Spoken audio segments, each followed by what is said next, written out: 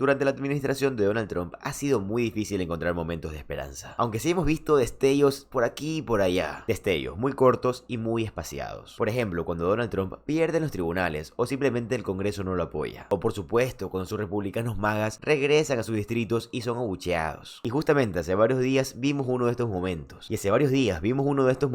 cuando no simplemente fue abucheado un republicano de maga, sino que mientras la multitud se volvía en su contra, él decidió volverse en contra de su líder. Así es, él criticó a Donald Trump y a todas las mentiras que ha dicho durante la campaña y durante su administración, lo cual tiene a Donald Trump en pánico. Este republicano lo abandonó completamente, porque esto podría significar una ruptura para su hermoso y perfecto proyecto de ley. Pero antes de adentrarnos en este momento en el que un republicano rechaza a Donald Trump, quiero que tengas contexto de todo y sepas por qué la gente estaba tan molesta y por qué él estaba tan molesto. Y esto es el ataque de Donald Trump a los tribunales. Mira el clip. A special report right now on the core rights and liberty protections the Trump administration has been both attacking and very brazenly testing in the highest courts in the land. The push begins with Trump's mass deportation agenda, the people being hauled on and off planes and sent to various parts and corners of the world, but it doesn't necessarily stop there. This has actually drawn a string of losses in federal courts, rebukes from multiple judges, orders to bring back, sometimes wrongly, deported individuals.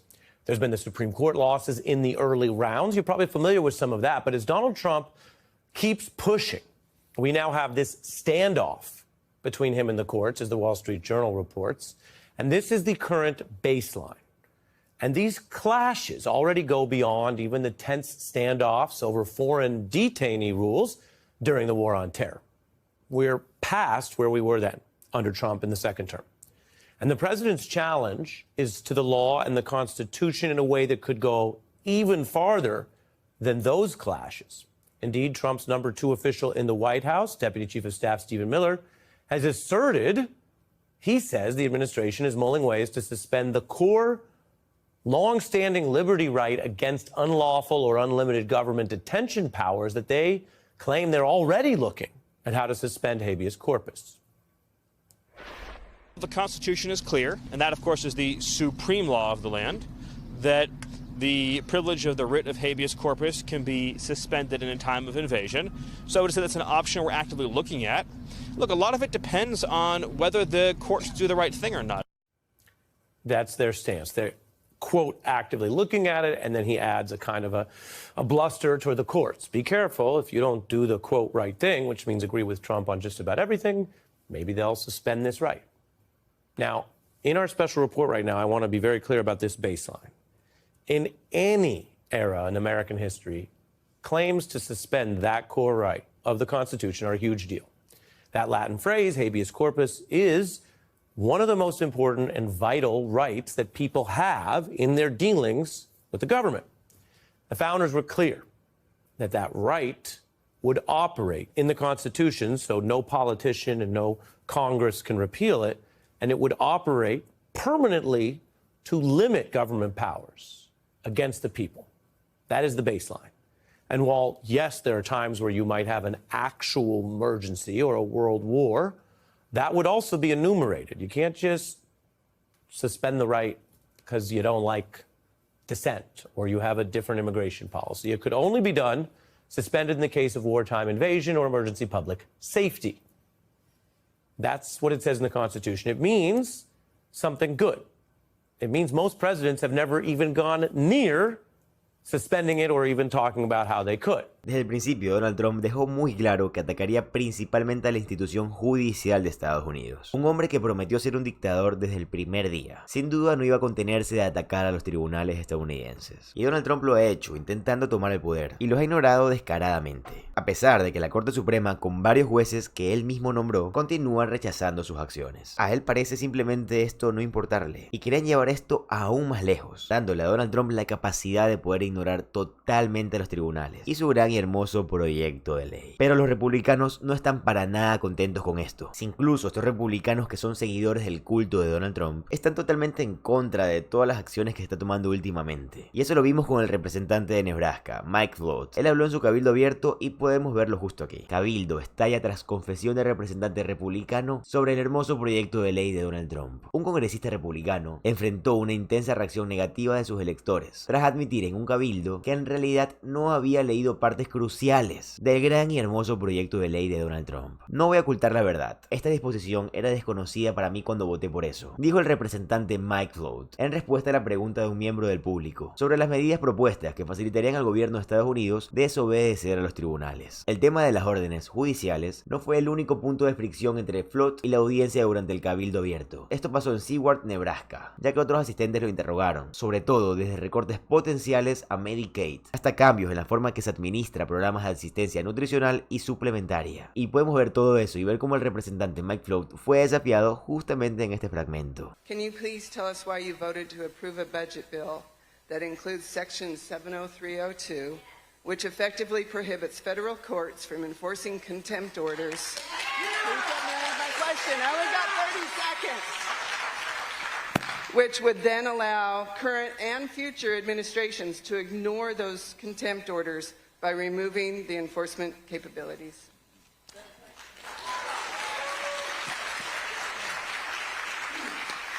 I do not agree with that section that was added to that bill.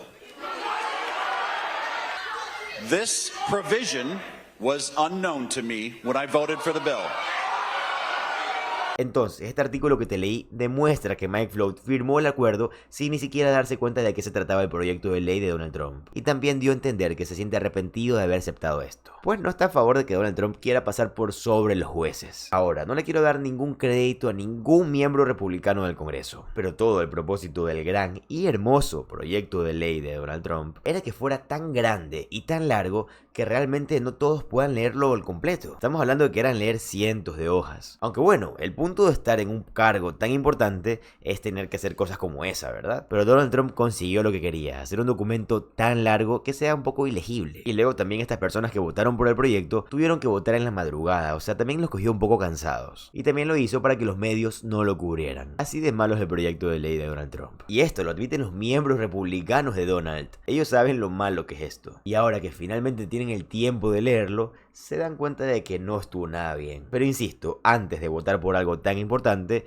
deberías de tomarte el tiempo para leerlo completamente. Pero obviamente no lo hicieron y por eso están las cosas como están. Lo importante de esto es que estamos viendo la tensión que sienten los republicanos en la Cámara de Representantes trasladándose al Senado. Ya hay varios republicanos que han dejado claro que no van a votar por esto. Y eso significa un verdadero problema para Donald Trump y sus amigos multimillonarios. Amigos que intentaron obviamente extorsionar al gobierno, con el único fin de enriquecerse aún más. Y eso es exactamente lo que Casar estaba denunciando en este clip que estoy a punto de mostrarte. Elon Musk and Donald Trump are in total agreement that they want to have this bill give billionaires a tax break. They're in total agreement that they want this bill to have a $25 billion contract for Trump's, quote, Golden Dome, where Elon Musk is the front runner to get those $25 billion. It seems the area of disagreement is whether they want to kick 10 or 15 or 20 million Americans off their health care. What people at home need to know is that we don't need to give billionaires a penny. We don't need to kick anyone off their health care, and we don't need to give Elon Musk another sweetheart contract. So we should be fighting to block this bill, period, and not be distracted by Elon Musk and Donald Trump having little disagreements about how many Americans they want to let die just so that they can get themselves a sweetheart contract or a tax cut. Well, I mean, I just think also when you think about what chaos was ignited through all these cuts by Doge, cuts that, as Christine just pointed out, weren't nearly as deep, at least when it comes to savings, as he claimed he would create, but yet had this massive ripple effect through the federal workforce and so many aspects of American life and economies on a local level. Congress is out, right now. Lawmakers are back home in their districts. Let's talk more about this big, beautiful bill, because GOP Congressman Mike Flood of Nebraska, he had a town hall yesterday, and he made this admission about that piece of legislation. Take a listen. This provision was unknown to me when I voted for the bill. Medicaid cuts, We cannot and will not cut Social Security, and we, for the most part, protected Medicaid. So it's already passed the House. He's saying, oh, this provision was hidden in the bill. How concerned are you that Senate Republicans may not take the time to read everything that's in the bill? These guys, they either act ignorant or they lie. This congressman, my esteemed colleague, he knows that this is the biggest Medicaid cut in American history. What was discovered right before they passed the bill is that this is also the biggest Medicare cut in American history. So we can't let these Republican members of Congress go and lie to their own constituents. That's why I, a progressive Democrat from Central Texas, have flown to Arizona, have flown to Colorado to go speak in Republican-held districts, answer people's questions, and tell the truth. Because Republican members of Congress either entirely skip out on town halls or, like you just saw on video there, just make stuff up. But he is facing his constituents. Let's pivot to the Bitcoin conference. President Trump has the power to influence this market. The Trump family has actively promoted their cryptocurrencies in this second term, leading many to openly question the ethical and the legal ramifications of this move. Vice President Vance at one point owned up to $500,000 in Bitcoin. Should they be there at this conference? Are there adequate guardrails? What people watching at home need to know is that while working class Americans are being threatened with losing their health care, Trump and the members of his family are cashing in big time on these crypto scams.